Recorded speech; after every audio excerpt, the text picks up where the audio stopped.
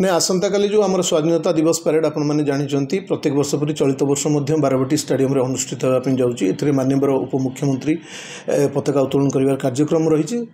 ए सबू आखिरे रखिक कटक यूपीडी तरफ व्यापक पुलिस बंदोबस्त कर आईआईसी एससीपी और सुपरविजन करने 3 जन एडिशनल डीसीपी और सर्वोपरि डीसीपी मॉनिटरिंग कर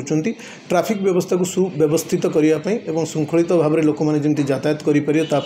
ट्रैफिक एससीपी और ट्रैफिक आईआईसी तत्वावधान में विभिन्न जगह पुलिस मुतयन करा जेपरी कौन संदिग्ध व्यक्ति किंबा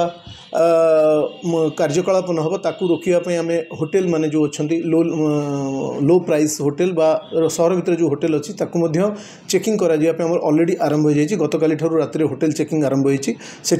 रजिस्टर देखी परिचय पत्र को चेक कर जदि कई संदिग्ध व्यक्ति रही था विरुद्ध में आईनगत कार्यानुष्ठान ग्रहण कराया निर्देश दि जाए एथिरे समुदाय 8 प्लाटून पुलिस फोर्स रहिबे महिला पुलिस रहिबे सादा पोशाकधारी पुलिस रहिबे डॉग स्क्वाड नियोजित कर सबु प्रकार बंदोबस्त कर जमीक स्वाधीनता दिवस शांति श्रृंखला भाव में समाहित हो।